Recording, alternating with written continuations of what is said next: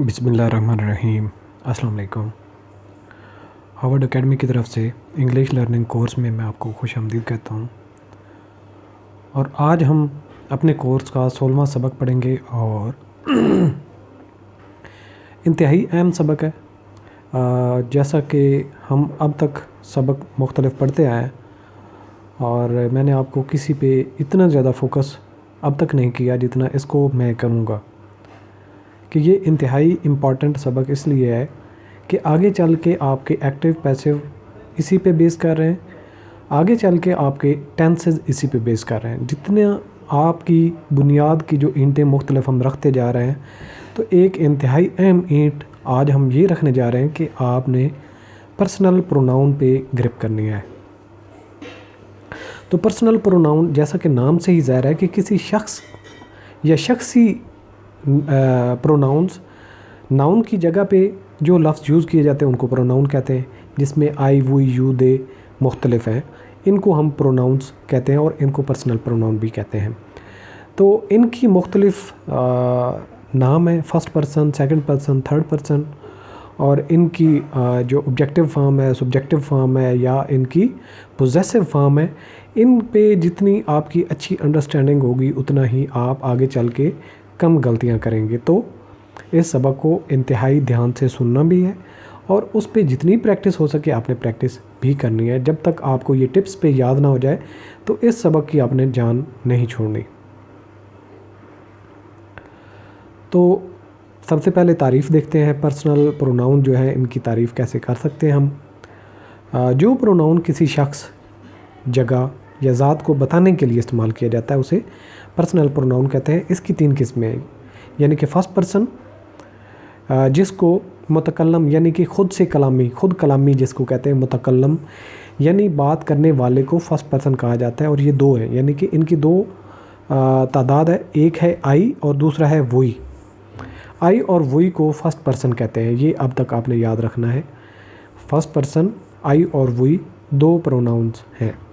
Second number पे second person जो है, यानी कि जिससे बात की जाती है दूसरे को मुखातिब करते हुए, तो इनको सेकंड पर्सन कहा जाता है और ये एक ही है।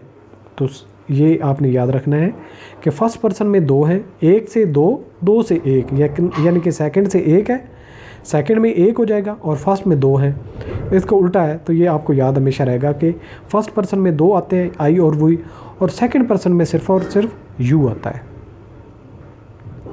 थर्ड पर्सन यानी कि गायब के जो मौजूद नहीं होता और उसको आप मुखातिब कर रहे हूँ, तो उसको थर्ड पर्सन कहते हैं। और जो मौजूद हूँ, अपने आप से बात की जाए, आई और वही, अगर मैं अकेले को बात करूँगा तो मैं कहूँगा कि मैंने ये काम किया, यानी कि आई डिड दिस जॉब। तो अगर हमने ज़्यादा हूँ तो वही हम एड्रेस करेंगे। अगर सामने वाला मौजूद बंदा हो तो उसको हम क्या कहते हैं, तुमने ये किया, तुमने वो किया, तुमने नहीं किया। तो जो मौजूद होते हैं, एक तो खुद होता है या जमा खुद का होता है, या फिर दूसरा मौजूद सामने वाला होता है। सामने वाला एक को भी यू ही कहते हैं, अगर ज़्यादा हूँ तो भी यू ही कहते हैं। तो ये तो हो गया वो लोग जो मौजूद हैं। और जो लोग मौजूद नहीं, हम उनका ज़िक्र करना चाहें तो हम थर्ड पर्सन की मदद लेते हैं, और यानी कि जिसके मुतालिक बात की जाती है उसे थर्ड पर्सन कहा जाता है। और ये 4 हैं, थर्ड में 4 हैं, 3 में आपने एक ऐड कर देना है तो 4 हो जाएगा। इनकी कौन कौन से हैं वो, ही, शी, इट और दे, ये 4 जो हैं ये थर्ड पर्सन में आते हैं। और पर्सनल प्रोनाउन यानी कि नॉमिनेटिव, हाल, ऑब्जेक्टिव फॉर्म, यानी कि अगर शुरू में आए तो इसको नॉमिनेटिव फॉर्म कहते हैं या नॉमिनेटिव केस होता है। और आखिर में आए, जैसे कि आप फ़िक्रा बनाते हैं सेंटेंस, तो शुरू में जो आते हैं, शुरू में जो काम करने वाला है उसको सब्जेक्ट कहते हैं, तो ये सब्जेक्टिव फॉर्म हो जाती है जिसको शुरू में लगाते हैं। और सेंटेंस में ऑब्जेक्ट क्या होती है, आखिर में आती है, तो लिहाजा वो प्रोनाउन जो फ़िक्रे के आखिर में इस्तेमाल किए जाते हैं उनको ऑब्जेक्टिव केस के नाम से कहा जाता है। और जो दरमियान में हो उसको पोजेसिव प्रोनाउन कहते हैं या पोजेसिव केस कहते हैं। तो इनको आगे चल के हम एक जो टेबल है इसकी शक्ल में आपने याद रखने की कोशिश करनी है। तो मैं कोशिश करूँगा कि आपके यहाँ पे ही रट्टा लग जाए और आपको प्रॉपर याद हो जाए। हमने क्या किया, 3 हिस्सों में इसको तकसीम कर लिया। ये है हमारे फर्स्ट पर्सन, ये है हमारे सेकंड पर्सन, ये है हमारे थर्ड पर्सन। तो फर्स्ट पर्सन में हमने पढ़ा था आई और वही आते हैं, ये अभी तक सिर्फ और सिर्फ आपने जितना पढ़ाता जाऊँ उसे पे याद रखना है। और सेकंड पर्सन पे हमने यू कहा था, और थर्ड पर्सन में हमने कहा था, थर्ड पर्सन में 4 आते हैं, ही, शी, इट और दे। जब ये शुरू में आए तो इनको सब्जेक्टिव नॉमिनेटिव फॉर्म कहते हैं। आई को मैं कहते हैं, वही को हम कहते हैं, यू को तुम और आप कहते हैं, ही को वो लड़का, शी को वो लड़की, इट को वो बेजान होता है, दे सब को जो मौजूद नहीं होते उनको कहते हैं। अच्छा, ऑब्जेक्टिव फॉर्म में क्या होता है, आई से मी बन जाता है, वही से अस बन जाता है, यू से यू ही रहता है, और ही से हिम बन जाता है, और शी से हर बन जाता है, इट से इट ही रहता है, दे से देयर बन जाता है, देयर की देम, दे से देम बन जाता है।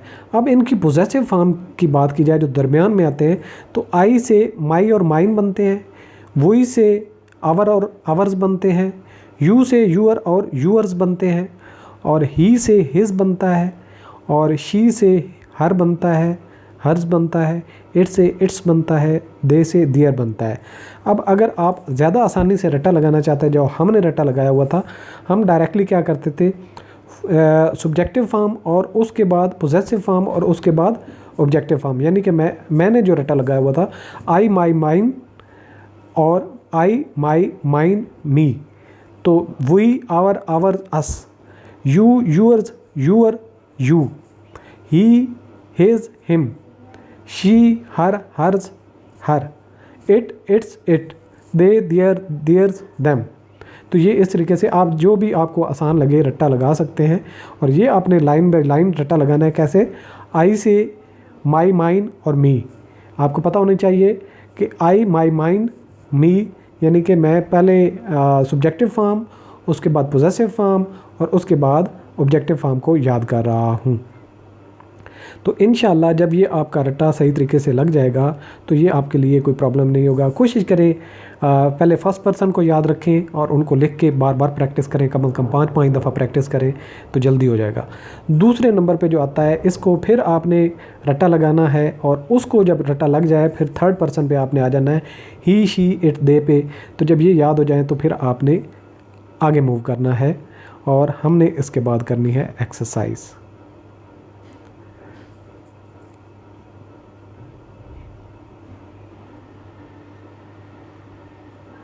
एक्सरसाइज में क्या काम होगा, वही जो चीज़ें हमने बात की, वही एडवाइस जिस पे आपने अमल करना है। पर्सनल प्रोनाउन की तारीफ़ आपने करनी है, नंबर 1। दूसरे नंबर पे आपने पर्सनल प्रोनाउन की कितनी किस्में, फर्स्ट पर्सन, सेकंड पर्सन और थर्ड पर्सन। और उसके बाद नक्शे में एक आपने कंजुगेशन, आपने गर्दान जो है बनी है, यानी कि nominative form, possessive form, objective form, इसको रट्टा आपने लगाना है। और इसके बाद नीचे दी गई इबारत पर्सनल प्रोनाउन की किस्में और नाउन की तमाम किस्मों की निशानदेही की है। मुख्तलिफ हमारे पास यहाँ पे प्रोनाउन इस्तेमाल हुए हैं, आपने बताना है कि यहाँ पे ये कौन सी फॉर्म में है। आप पहला फ़िक्रा देखें तो आई हेल्प यू, तो आई कौन सा है, यानी कि ये फर्स्ट पर्सन है, और यू कौन सा है, ऑब्जेक्टिव फॉर्म है, किसकी है, सेकंड पर्सन की है। इसी तरीके से you will go your home, तो यहाँ पे आपने यू का बताना है, यूअर बताना है ये किसका है। शी किल्स यू, तो शी और यू के बारे में आपने बताना है। इट इज़ काउ, तो आपने इट के बारे में बताना है ये क्या है, और काउ के बारे में आपने बताना है कि ये किसका लिए यूज़ होता है। इंडिया इज़ आवर कंट्री, ये बुक जो यूज़ हो रही है ये किसी के इंडिया के राइटर की है, लेकिन हमारा मुल्क पाकिस्तान है, मैं यहाँ पे बताऊँगा। तो यहाँ पे हम ये कह सकते हैं पाकिस्तान इज़ आवर कंट्री। तो इंडिया का अगर कोई इसको वॉच कर रहा है, देख रहा है, तो इंडिया इज़ आवर कंट्री वो खुद कहेगा, लेकिन हम पाकिस्तान नहीं है तो हम ये कहेंगे कि पाकिस्तान इज़ आवर कंट्री। तो इसमें आपने यहाँ पे ये बताना है जो आवर है ये फर्स्ट पर्सन का है, सेकंड पर्सन का है या थर्ड पर्सन का है, और इसकी कौन सी फॉर्म यूज़ हुई है। वही लव इट, वही के बारे में बताना है। इट के बारे में आपने बताना है ही रिमेंबर्ड मी, तो ही के बारे में आपने बताना है, और मी के बारे में बताना है। माई बुक इज़ गुड, तो माई के बारे में आप बताएंगे ये कौन सी फॉर्म है, कौन सा पर्सनल प्रोनाउन है। शी इज़ माइन, तो इस शी और माइन के बारे में आपने बताना है। जब याद कर लेंगे तो ये आपके लिए आसान हो जाएगा। दे आर वुमेन, तो यहाँ पे आपने दे और वुमेन, तो पर्सनल प्रोनाउन नहीं है। Their clothes are red, their clothes are red, तो देयर के बारे में बताना है। और वी लुक दैम, तो वी और दैम के बारे में आपने बताना है। Her mother is not here, तो हर के बारे में आपने बताना है कि ये कौन से हैं। तो आपने इनको याद करने के बाद यहाँ पे अपने पास होमवर्क के तौर पे लिखने की कोशिश करनी है। तो जब आप लिख लेंगे कामयाबी से सारी की सारी ये बातें, तो इंशाल्लाह आपका ये लेसन आपको फिर नहीं भूलेगा। और इसको आप जब याद अच्छे तरीके से करें तभी आप नेक्स्ट लेसन की तरफ मूव करें।